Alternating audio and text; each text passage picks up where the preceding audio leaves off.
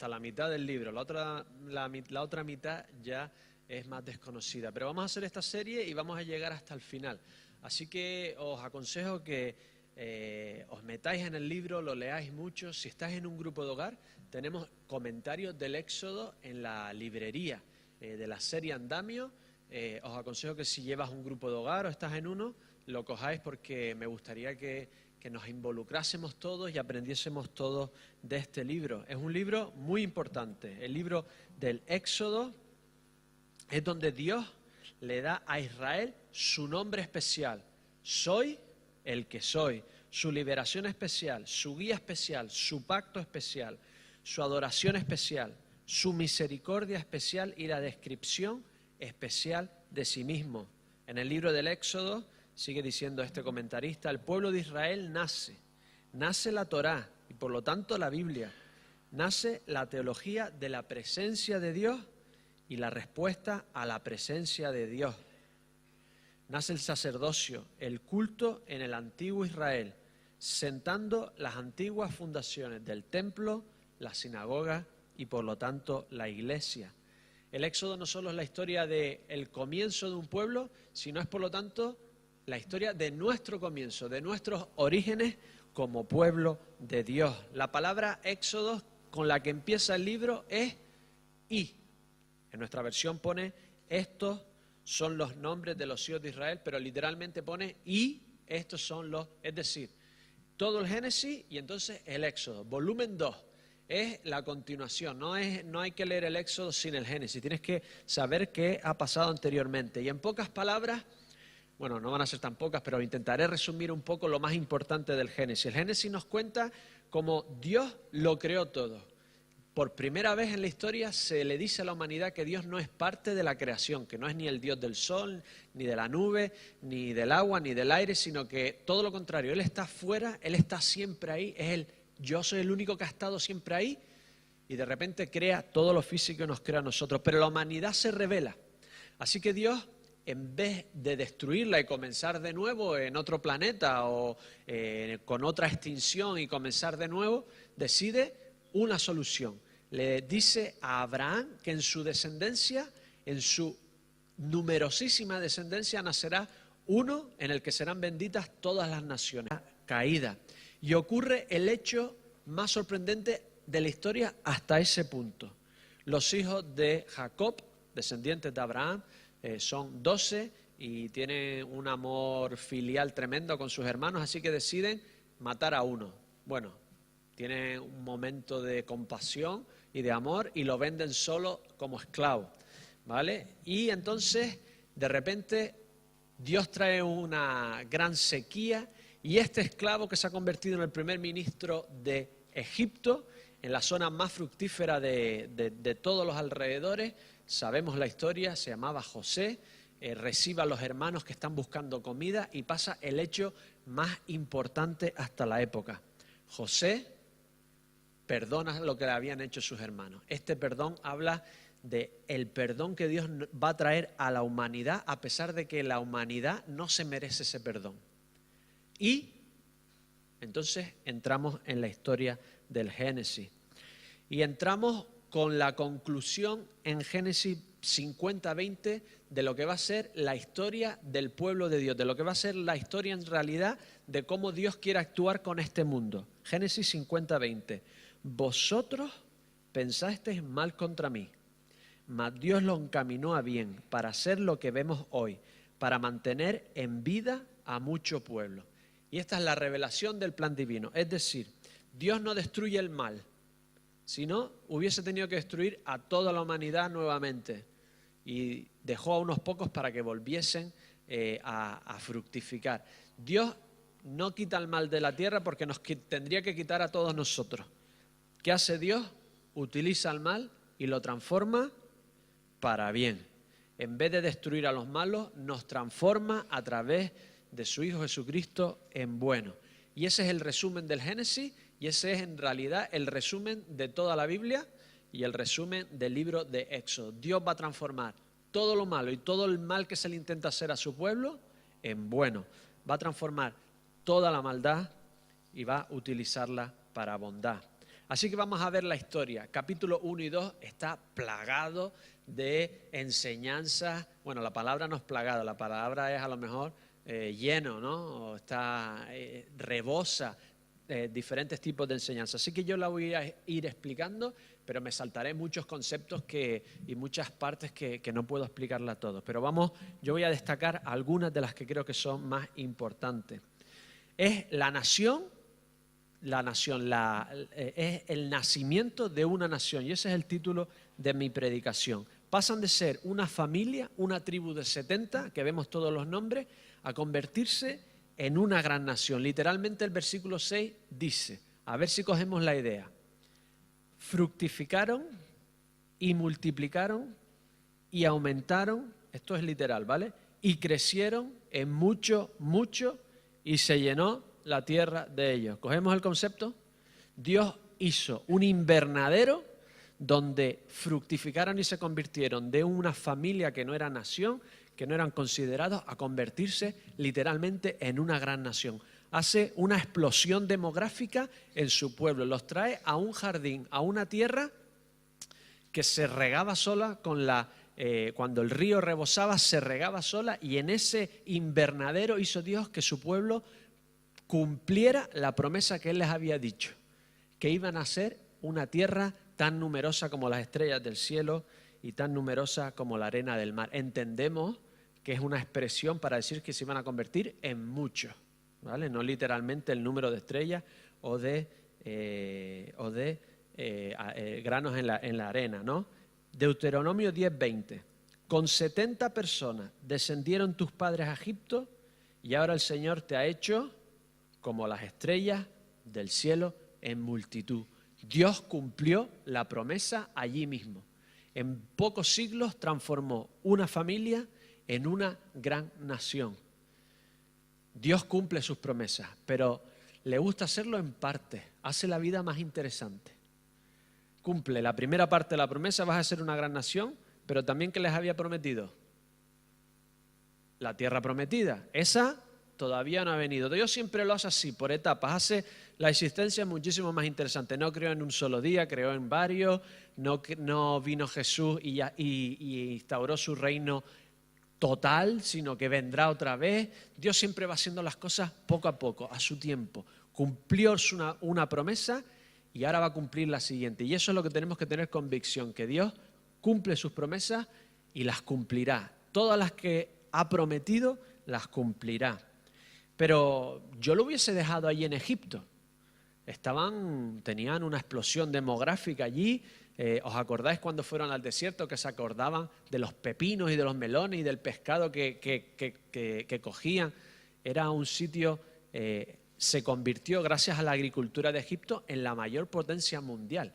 Habían triunfado con la agricultura y la ganadería de forma increíble y se convirtieron en la primera potencia mundial. Yo los hubiese dejado ahí.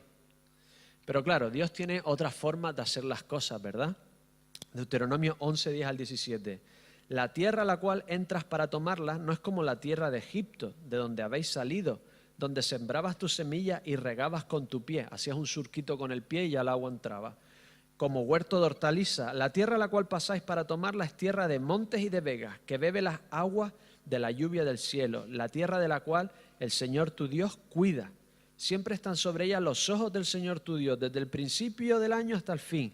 Si obedecieres cuidadosamente a mis mandamientos que yo os prescribo hoy, amando al Señor vuestro Dios y sirviéndole con todo vuestro corazón y con toda vuestra alma, yo daré la lluvia de vuestra tierra a su tiempo, la temprana y la tardía. Dios no los quería quedar en Egipto, los quería llevar a una tierra donde dependían de la provisión en lluvia de Dios. ¿Para qué? Porque tenían que ser luz a todas las naciones. ¿Y qué pasa a los humanos cuando nos va demasiado bien? Nos olvidamos de Dios. ¿Dónde hay más ateos? Donde más ricos somos, ¿no? Es donde florece, donde nos olvidamos de Dios, ya lo tenemos todo y nos empezamos a pensar ya que lo hemos conseguido nosotros, que no hay nada. Dios los quería tener en un sitio donde enseguida que viesen que no llovía, se acordasen, uy, algo mal estaré haciendo yo. En la historia de Israel, los reyes más ricos son los reyes que más corrompen al pueblo. Dios los quería tener porque sabía cómo eran, sabe cómo somos nosotros, sabe que en una tierra corrupta, siendo nosotros corruptos, necesitamos recuerdos constantes de que no somos nuestros propios dioses, que no somos autónomos, que tenemos a alguien que cuida de nosotros. Así que no los quiere dejar en Egipto, los tiene que echar de alguna forma, porque si no ellos no se van. Y veremos en cierta forma cómo hace que salgan de allí. Así que en el versículo 8, otro rey se levanta. Es como si la inauguración de una nueva dinastía egipcia. Como las dinastías de reyes, pues van pasando dinastías. Y este rey ya no se acuerda de lo que había pasado con José. No se acuerda o no se quiere acordar. ¿Dónde íbamos nosotros en los años 30, 50? ¿Para dónde íbamos? Sudamérica, ¿no? Ahora viene y lo queremos controlar, nos olvidamos de las cosas rápidamente y no nos pasa solo a nosotros. Cuando yo estuve en Sudamérica, los que venían de Bolivia había que controlarlos, ¿verdad?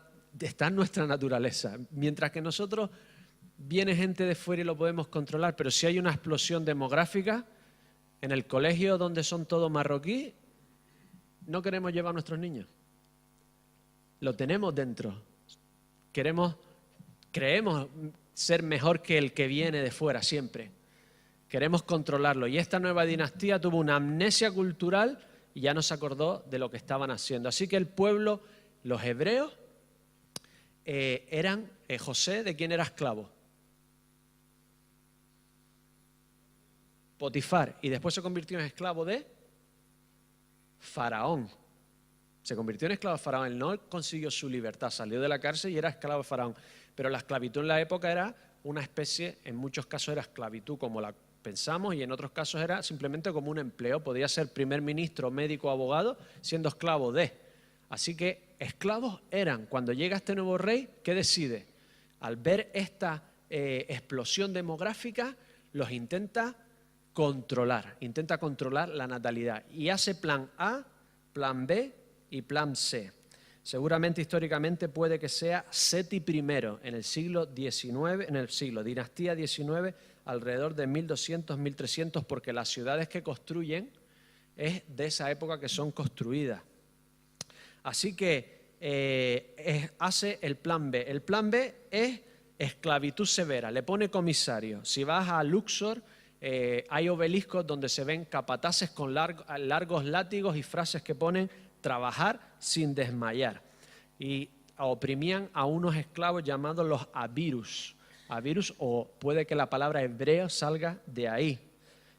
Y construyeron las ciudades de almacenamiento, Pitón y Ramesés. La ciudad de almacenamiento era para poner comida para los militares, es decir, estaban haciendo construir a los esclavos las ciudades que los iban a oprimir y controlar. Qué ironía, ¿no? Es como si vas a matar a alguien y le haces cavar su propia fosa. En cierta forma ellos estaban construyendo las ciudades donde los iban a tener oprimidos, donde estaban los ejércitos para controlarlos. Pero a ironía no le ganas a Dios, no le ganas a nada, ni a ironía tampoco. Y veremos la ironía que tiene Dios después con ellos. Así que en el versículo 12 vemos como los egipcios empiezan a temerlo. La palabra literal es aborrecerlo. Es literalmente cuando ves algo y te da ganas de vomitar. Pasaron de ser los ganaderos, los agricultores egipcios miraban a los ganaderos por debajo. La vida siempre ha sido así. Si tú eres de una profesión, pues ves a los otros un poco por debajo, ¿no? Y entonces tenían a los ganaderos por debajo y ahora los quieren oprimir, y ya no solo los quieren oprimir, sino que les dan casi asco, les dan ganas de vomitar. Así que los esclavizan, versículo 13, con dureza. ¿Y qué pasa? Están luchando contra Dios. ¿Y qué hace Dios? Mientras más los oprimen, más se multiplica. Y en cierta forma esta es la historia prácticamente de la iglesia. Mientras más los oprimes, más se oprime a la iglesia más se multiplica. Dios utiliza la presión, la maldad, la violencia y la transforma en bondad, en amor, en testimonio. En algunas veces la persecución produce que se quita la iglesia de en medio, pero en la mayoría de las veces donde más se oprime, más se multiplica. Países del este donde se predicó el comunismo y el ateísmo durante décadas y décadas y décadas, ahora son de los países más religiosos de todo el mundo. Vas a China y el país que lleva más de un siglo predicando el ateísmo, es donde más cristianos habrá en pocos años.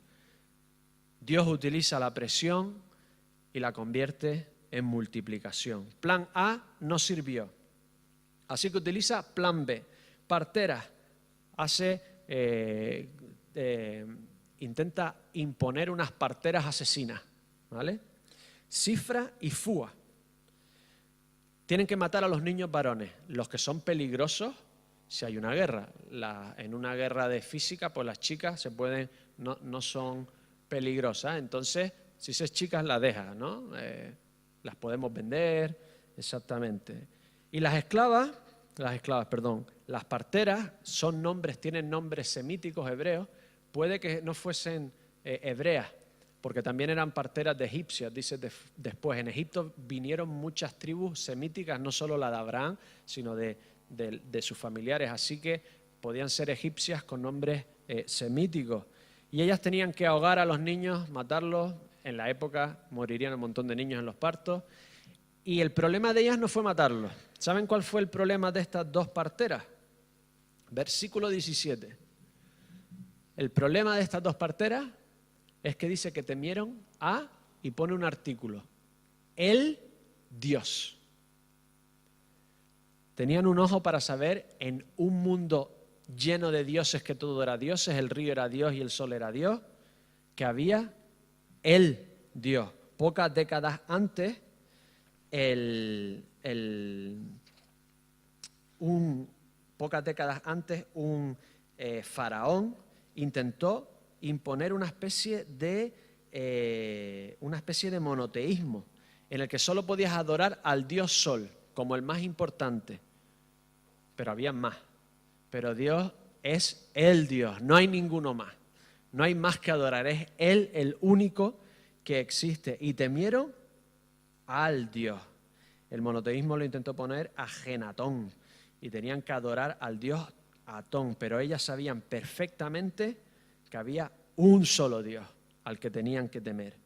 Y veían cómo se multiplicaban milagrosamente. Así que esta cifra, que significa justa, y Fúa, que significa fragante, dijeron una media verdad y le dijeron a Faraón que es que las judías, las hebreas, tenían los niños muy rápido y eran muy fuertes y no llegaban a tiempo para matar a los niños. Y me encanta una cosa. ¿Qué fe de estas dos mujeres? Frente a un faraón de Egipto con todo un ejército, se atreven a decir esta media verdad o esta media mentira y hacer todo lo contrario y oponerse al rey del sitio. ¿Cómo se llama el faraón que los estaba oprimiendo? Os he dicho un nombre, que puede ser, pero en el texto, ¿cómo se llama el faraón? No sale. ¿Cómo se llamaban las parteras? Las comadronas. Cifra y Fúa. De ese faraón no sabemos nada. No es importante ni cómo se llamaba. Lo importante era el nombre de Cifra y de Fúa. La historia la cuentan los que ganan. Por eso los egipcios no tienen ninguna historia del Éxodo. La tienen los hebreos que salieron. Y la historia de la humanidad la contarán los hijos de Dios y se recordarán los nombres de personas humildes que en su humilde posición temieron más a Dios y actuaron en consecuencia. Y estará tu nombre y estará el mío y estará de todos aquellos que temen a Dios de verdad. Y aquellos que se creen grandes en esta tierra y que lo tienen todo y que no necesitan nada y que van contra Dios, nadie los recordará. No sabremos ni siquiera sus nombres. Os fastidia un poquito esto de que Dios bendice esta media verdad, ¿no? Porque Dios es un Dios de verdad. A mí me fastidia un poquito. A veces que me paro en cosas que son tonterías. ¿No fastidia un pisquitín? ¿No? Esto de que bendijera. Y dice que las bendice con casas. Muchos los traducen como que le dio marido e hijo. Pero casas puede designar que las hizo como las matriarcas de un linaje. Se convirtieron en matriarcas de un gran linaje. Dios va mucho más allá de simplemente darte un marido e hijo, que ya está bastante bien, ¿vale? Pero les da casas, es decir, se convierten en linaje ellas mismas. ¿Por qué Dios bendice estas medias verdades? Porque estamos en un mundo caído. ¿Verdad que Dios odia la mentira y odia el divorcio? también, pero en ciertas ocasiones, por la dureza de nuestros corazones, porque estamos en un mundo corrupto, porque hacemos las cosas mal, Dios nos permite, en ciertas ocasiones extremas te dice, pues te lo permite. Y entonces en ciertas ocasiones vemos en la Biblia como ellas medio verdad salvaron a muchísimos niños. Imagínate Corrie ten Boom en la cárcel con los judíos escondidos en su habitación, en su casa, preguntándole, ¿y los judíos? Y ella diciendo, ¿qué judíos? Ella estaría a lo mejor diciendo que es judío porque no me has dicho qué familia son. Pero les está salvando la vida, ¿verdad? Dios en ciertas ocasiones, porque vivimos en un mundo corrupto y somos corruptos, permite y bendice que protejamos a los demás con ciertas verdades, con medias verdades. ¿Os acordáis de David? Se estaban muriendo de hambre y sus hombres con él y pide el pan de la proposición. En ciertas circunstancias extremas, por la corrupción de este mundo, Dios nos permite decir estas cosas y salvar a los demás. Pero lo importante no es eso, lo importante es que estas acciones individuales cambiaron la historia de una nación y de este mundo, en el que todos en realidad podemos convertirnos en héroes cuando tememos a nuestro Dios y actuamos en consecuencia. Plan A no funcionó, plan B no funcionó, y vamos al plan C. ¿Os acordáis de los judíos? Empezaron a quitarlos de ser funcionarios, ya no podían tener ciertas, Alemania nazi, ciertos trabajos de autoridad, después los hicieron vestirse, después los apartaron, después los llevaron a las cámaras de gas. Va poco a poco, aquí fueron también poco a poco. De repente, nuevo deporte nacional, mata a bebés hebreos, que encuentre más se lleva un premio. ¿Cómo toda una nación se mete a matar niños pequeños? Porque va poco a poco, ¿verdad? Vamos diciendo que tenemos un problema y un problema y un problema y un problema y vas aborreciendo, dándote, y de repente todos los egipcios se involucran en matar a los niños hebreos. Cuando rebajas a otros, empiezas con ciertas restricciones, medidas, y acabas en un genocidio. Y ha pasado y seguirá pasando. Y pasó en Ruanda, y pasó en Yugoslavia, y seguirá pasando, porque el corazón del hombre lo justifica todo. Oye, Dios es un río, ¿no? Entonces yo tiro al niño al río y, oye, que sea lo que Dios quiera. No lo estoy matando. Y había un montón de leyendas en los que de los ríos se tiraban a los niños en cestas y tal. Sargón en el 2300 a.C. Había un montón de leyendas de niños que se salvaban en el río. Así que yo los tiro y sin nada que nada. Los humanos lo justificamos absolutamente todo. Y de repente en este caos, en este genocidio general, aparece la mujer, la fe de otra mujer. Estos capítulos son el verdadero feminismo. Mujeres, se habla de la madre de Moisés, al padre ni se le nombra. Sabemos el nombre, después no lo dice, pero ahí fue Jocabed. Jocabed vio al niño y dice literalmente que lo vio bueno. Lo traducimos como que era, en Hebreos también, en Hechos también nos dice que era guapo. Si es guapo además, más pena te da tirarlo al río, ¿no? Así que ayuda de vez en cuando que sea guapo. Pero la palabra en Éxodos es bueno. Es decir, vio al niño que era bueno, que no lloraba. Entonces me lo puedo esconder. Si no llora, lo puedo esconder. Así que inventaron los hebreos de aquella época la alimentación a pedida. Cuando quisiera el niño, no sé si lo inventaron o no, vale, pero lloraba el niño y le daban de comer, etcétera, etcétera. Y a los 3 meses ese niño era muy bueno, pero a los 3 meses ya lloraba como cualquier niño. Y entonces, ¿qué hizo Jocabed? Había muchísimas leyendas del rey Sargón que había sido salvado en una cesta, así que hizo literalmente un arca. Hizo un arca y lo preparó muy bien y lo puso, pero Jocabed es mujer, ¿vale? ¿Qué hace Jocabed? No lo tira al río a ver qué pasa. Dice que lo pone entre las cañas. Tú pones en la cañita ahí, lo colocas y pones a la hermana, ¿vale? Ensaya la cara Miriam de sorpresa si lo coge a alguien, ¿vale? Me imagino a Miriam preparando. Lo pone ahí y ella es muy lista, lo tiene ahí todo preparado. Swindoll en su libro de Moisés habla muy bien de esto, de que Dios nos pide siempre de que utilicemos la inteligencia que nos da en oración, que Dios siempre hará mucho más. Pero si queremos trabajo, quedarte en el sillón y orar. Y si queremos sacar conducir, tenemos que meternos en el coche y orar. Y si queremos un novio o una novia cristiana, tenemos que aprovechar que vienen los irlandeses en julio, ya tenemos una boda y ya va por otra, así que hay que aprovechar las oportunidades. Y orar. Van las dos juntas. Dios te da inteligencia y te da capacidad, así que Jocabed, siendo mujer, ya lo tenía todo orando y orando y orando. ¿Quién puede salvar a este niño sino un egipcio? Pues lo tenía ahí. Así que obedece al faraón y tira al niño al río con un arca. ¿Os dais cuenta cuando Dios hizo el mundo que dijo que era, cómo era su creación? Buena. Y cuando dijo al hombre, bueno. Nace un niño bueno, lo mete en un arca y nace una nación. Dios lo tenía ya todo planificado desde el principio. Dios lo tenía ya todo controlado. Así que llega la hija del faraón, ve que era guapo o era bueno y intenta que lo cojan sus sirvientas, pero aparece Miriam. ¡Ay, un niño de los hebreos! Tengo por casualidad una señora que acaba de dar luz y le puede... La ironía de Dios, ¿no? Ellos intentaron que ellos construyeran su propia presión y por el mismo edicto que hace que estaban intentando quitarse o controlar los hebreos, Dios hace que por ese edicto críen al que va a ser el liberador de su pueblo. Y no solo lo cría, sino que encima la hija del faraón le paga. Encima le paga por criar a su propio hijo. Y esos años serían fundamentales para que él cogiese esa identidad de hebreo. ¿Veis después cuando leímos que dice que va con sus hermanos los hebreos?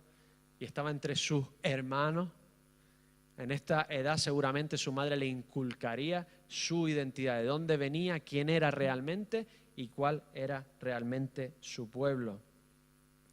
Así que vemos cómo Dios lo está controlando todo. Pero otra pregunta que yo me hago, vale, Moisés se salvó, pero ¿y todos los que se murieron qué? Si tú eres la madre de gemelos y te los tiran al río, el plan general de Dios no te sirve de nada.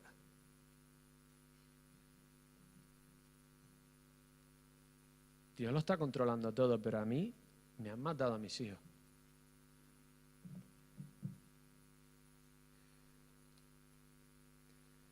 Así que imaginé una hipotética escena. Venid conmigo, no es real. No es real en un sentido y en otro sí lo es. Spurgeon decía, cuando no entendemos a Dios tenemos que confiar en lo que hay en su corazón, que es amor, sabiduría, justicia, planes de gozo para nosotros. Es decir, no entendemos qué le pasó al resto y por qué le pasó. Solo podemos acompañar a las personas cuando están pasando por eso y confiar en que Dios tiene algo. Pero imagínate a Raquel, como dice el profeta Isaías, cuando esto mismo pasó en Belén de Judea. Imagínate Raquel que perdió a sus hijos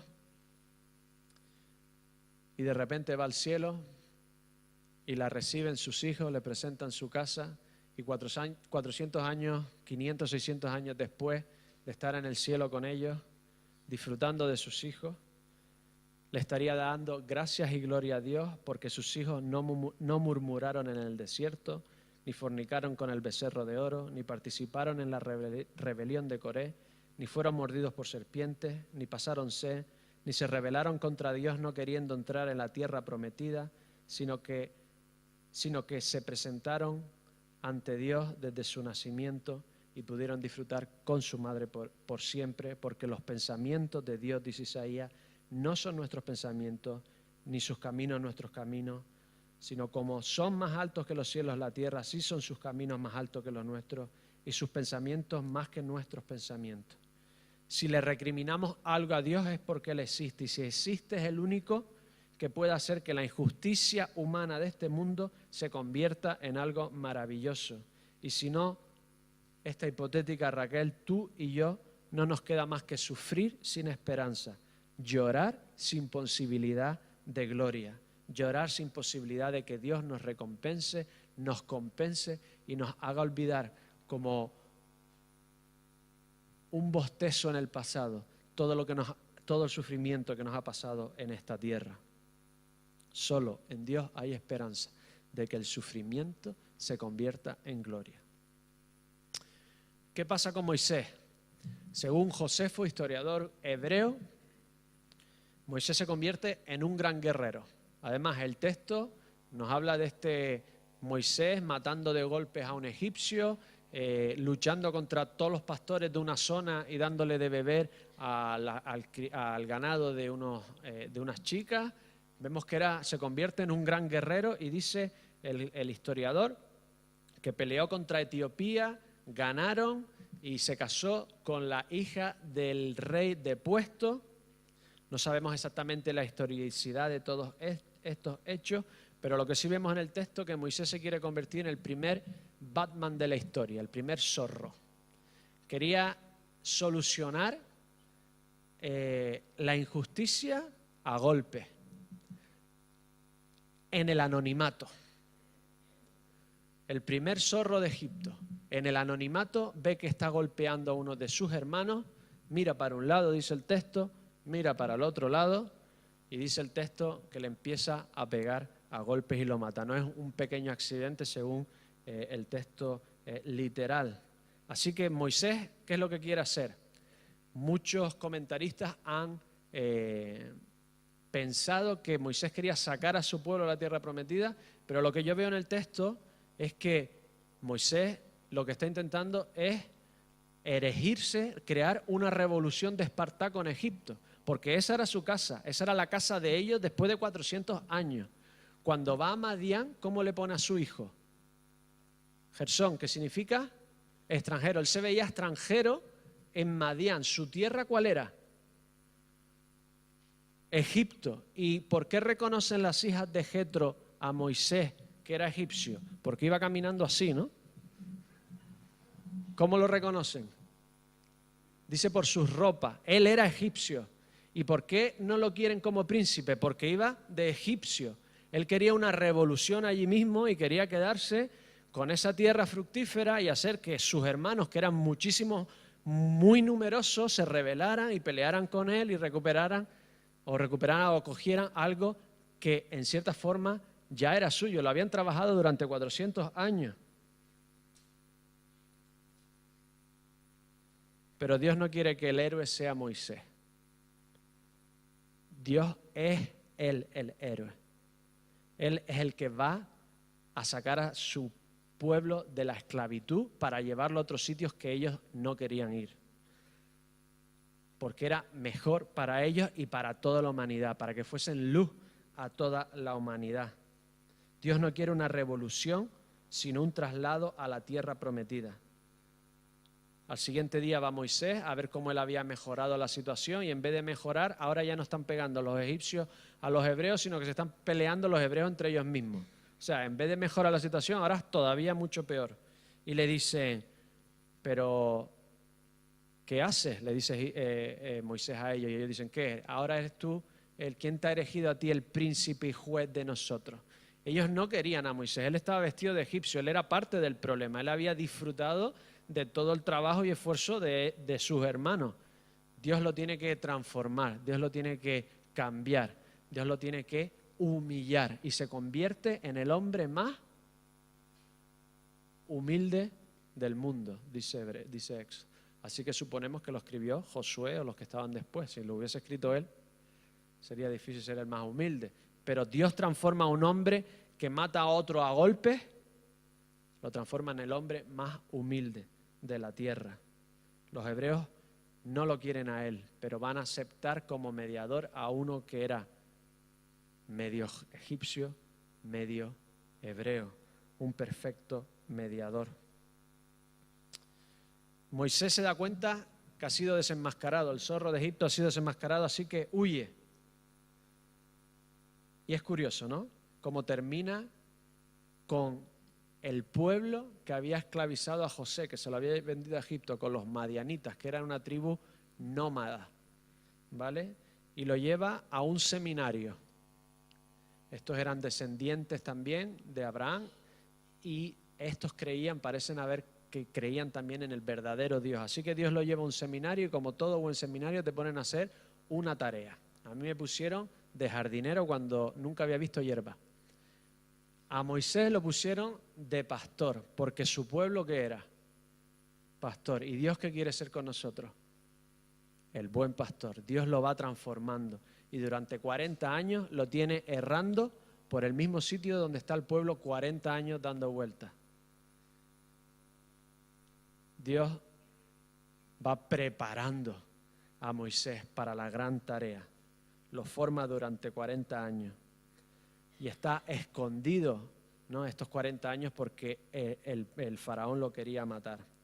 Así que aconteció, Éxodo 2, 23, 24, que después de muchos días murió el rey de Egipto. Y los hijos de Israel gemían a causa de la servidumbre y clamaron. Y subió a Dios el clamor de ellos con motivo de su servidumbre y oyó Dios el gemido de ellos. Y se acordó de su pacto con Abraham, Isaac y Jacob. Tuvieron que tener presión absoluta para que clamaran de verdad. Increíble cómo es nuestro corazón. Parece que hasta que no somos capaces de tirar para adelante, cuando único nos acordamos de Dios. Dice que había una mujer que le dice al capitán, vamos bien en camino, y dice, iremos a donde Dios quiera que vayamos. Dice, ¿está tan mal la cosa? El capitán le estaba como diciendo, confiamos en Dios, nos lleve a buen camino. Y dice, ¿está tan mal la cosa? Recurrimos a Dios como último eslabón y Dios es bueno, y cuando nos acordamos de Dios, ¿qué hace Dios? Se acuerda de nosotros, porque no se había olvidado, tenía ya un plan preparado desde el principio que estaba creciendo y modulando al hombre que los iba a sacar de allí. Estaba modulando, y esta es mi conclusión, al elegido. Un hombre que se convierte en elegido, predestinado desde su nacimiento para liberar a un pueblo de su esclavitud y llevarlo a una relación íntima con Dios, elegido para ser el perfecto mediador entre egipcios y hebreos, porque fue príncipe y se convirtió, en cierta forma, en esclavo, porque hay un solo Dios y un solo mediador entre Dios y los hombres, Jesucristo hombre. Dios envió al mediador perfecto, Dios hecho hombre, predestinado desde la fundación del mundo y desde su nacimiento para liberarnos de nuestra esclavitud, nuestros pecados, todas aquellas cosas que hacen que no seamos las personas que queremos hacer y las cosas que queremos hacer y las personas en las que nos queremos convertir. Dios se lo lleva todo de un plumazo y nos lleva a una relación perfecta con Él. Él mismo tomó nuestras enfermedades, nuestros pecados y llevó nuestras dolencias. Jesús es Dios hecho hombre que pagó el precio de mi liberación del pecado en la cruz para aquellos que quieran seguirlo puedan andar para siempre en una relación de libertad total con Dios. Hoy tienes un verdadero héroe y no es un justiciero violento, es el héroe que murió en tu lugar y el mío y venció la muerte y te ofrece la liberación de tu alma. Terminamos con una oración.